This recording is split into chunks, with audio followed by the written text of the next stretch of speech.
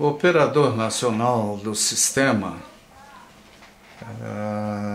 escaldado pelo problema dos racionamentos possíveis, alguns deixamos de ter por muito pouco,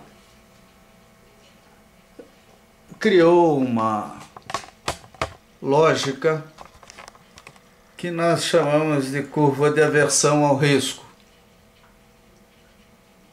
Então, quem tem interesse no setor elétrico, depende dele, tem que se acostumar a olhar essa situação, porque ela dá uma visão do que é, né? Então, a resolução autorizativa número 3636 de 28 de agosto de 2012 aprovou a revisão da curva de aversão ao risco CAR do biênio 2012-2013 para os subsistemas Sudeste, Centro-Oeste e Nordeste para o período entre setembro e dezembro de 2013. A ANEEL ainda não aprovou o uso de uma CAR para o subsistema Norte, por ainda estar buscando o entendimento da formulação matemática e do uso deste mecanismo de segurança. É importante para a região Norte face à especificidade de seu regime hidrológico, que caracteriza esta região como um subsistema que verte e esvazia todos os anos. A CAR define o requisito de nível mínimo mensal de armazenamento de cada subsistema equivalente em usinas hidrelétricas para garantir a segurança da operação dos sistemas interligados nacional, sim, com base nas CAR aprovadas. Foram definidos os níveis metas para novembro de 2012 das regiões Sudeste, Centro-Oeste e Nordeste a serem utilizados na aplicação de procedimentos operativos de curto prazo, POCP. Bem, então a gente sente pelos gráficos que nós estamos no limite, né? Por isso as térmicas estão em operação a pleno vapor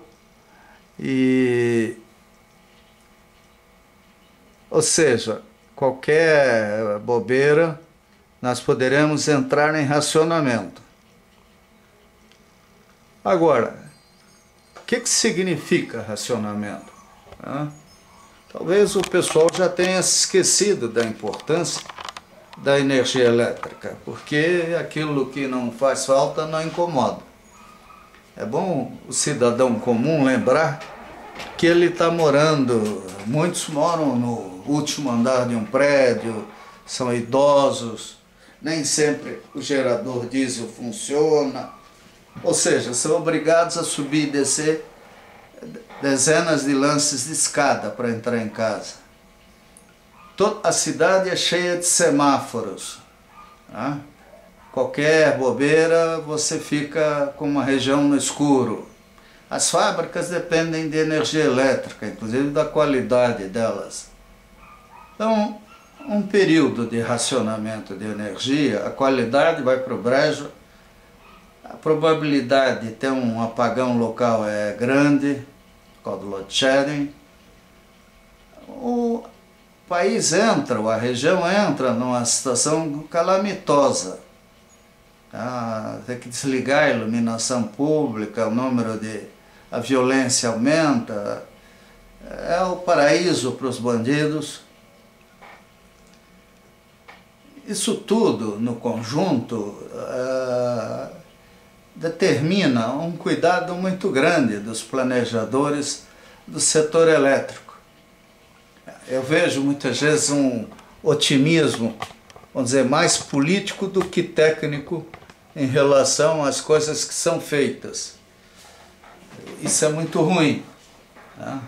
Porque é o caso, nós temos usinas gigantescas entrando em operação. Aí, eufanisticamente, até o pessoal fala, são as maiores máquinas do mundo. Ou seja, são as mais perigosas. Porque o aço, o ferro, o material todo que é usado é o mesmo, às vezes, de uma usina pequena. Só que ali está no limite de escoamento, qualquer bobeira dos reguladores, o sistema todo balança. Então a questão do racionamento é séria. Eu morei, quando criança, em Blumenau. Meu pai era eletricista, filho de eletricista, tinha loja de material elétrico. Até me lembro que ele vendia motor monofásico porque a Companhia de Força e Luz de Santa Catarina não ligava motores trifásicos numa tentativa de conter o consumo. Então o pessoal que queria montar uma fabriqueta, o povo de Blumenau é empreendedor, tá, com vocação para a indústria, usava esse tipo de motor. Né? A cidade perdeu muito com o fato de ser isolada, faltar energia. Quando fizeram a usina do Palmeira, meu pai até comprou ações dessas usinas e disse para mim, ó, isso não vai dar lucro nunca, mas é mais para ajudar a cidade a ter energia elétrica. Com muito sacrifício, o Brasil começou a se interligar na década de 70, e hoje nós temos um sistema interligado muito grande, que permite a viabilização de fontes de diversas espécies.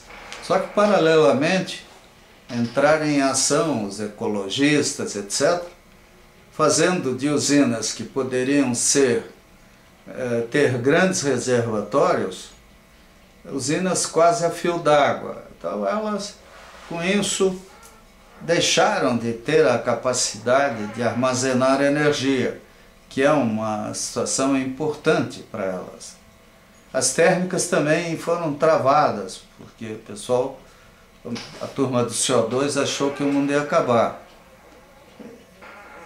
Ficou tudo em cima de usinas eólicas, mas não é todo lugar que tem vento, e para elas funcionarem, elas têm que ter do lado delas algum tipo de usina que funcione quando o vento para, e nós não governamos os ventos. Então é uma coleção de coisas que as pessoas leigas esquecem e assumem posições radicais. Agora, quando falta energia, esse povo silencia. Esse é um fenômeno interessante. O desemprego vem, o país tem um processo de regressão, etc. Agora, além disso, existe a demagogia, a ignorância em relação ao setor elétrico. A preocupação de atender grandes grupos econômicos que compram usinas, que têm como garantir seu abastecimento em qualquer condição. E é o que parece que aconteceu com a medida provisória 579. Ela espantosamente causou um prejuízo colossal ao setor elétrico. E estava vendo hoje ainda o noticiário, o Congresso Nacional votando 2 mil vetos a não sei o que, os royalties. Ontem aprovou a medida provisória 579, quer dizer, tudo de afogadilho. Acreditar em competência, em seriedade, acreditar que tudo isso foi feito de maneira pensada é utopia. Medida provisória por si só, uma maneira de enfiar pela goela do Congresso alguma lei que, se fosse bem discutida, teria outra redação. Isso é uma excrescência que infelizmente existe no nosso modelo institucional. Óbvio que em situação extrema o governo é obrigado a agir dessa maneira, mas não foi o caso. Então foi um abuso de autoridade flagrante, numa brecha da lei, e também um abuso de confiança, porque é evidente que se isso por azar der errado, quem vai sair queimada é a presidente. E ela não deve esquecer nunca o fogo amigo. a eleição para 2014 já começou, os candidatos estão aparecendo. Então tem muita gente querendo ver o circo pegar fogo. Isso já funcionou no tempo do Fernando Henrique, pode funcionar agora de novo. Então, é de pensar o que está acontecendo no Planalto. E, lamentavelmente, a nossa presidente embarcou nessa. Meus pêsames a ela e ao povo brasileiro.